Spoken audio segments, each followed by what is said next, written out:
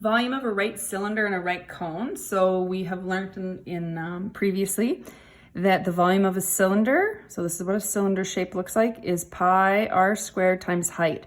It's really the area of the base times height, just like it was before. Area of the base, because it's a circle, is pi r squared. That's the area of a circle times the height.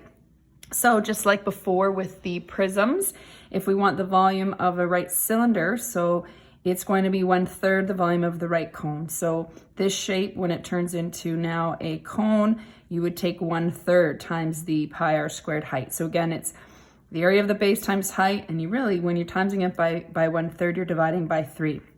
So let's use this formula in example 3. Determine the volume of this cone to the nearest cubic inch.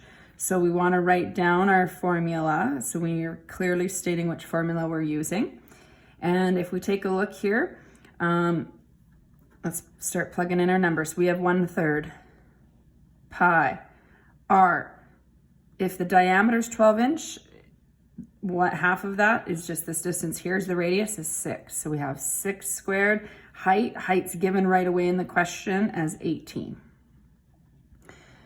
So plugging this into our calculator, again, you got to make sure you're using your pi symbol.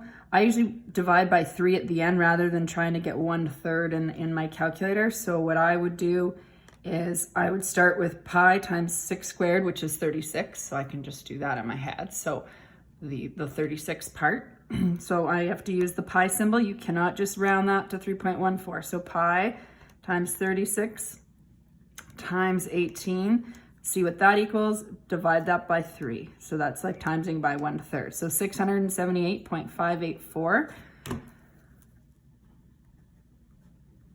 And there's a few more decimals, but this says to round to the nearest cubic inch. So when I round, this rounds to 679. This 5 rounds that up, inches cubed. And again, don't forget your units.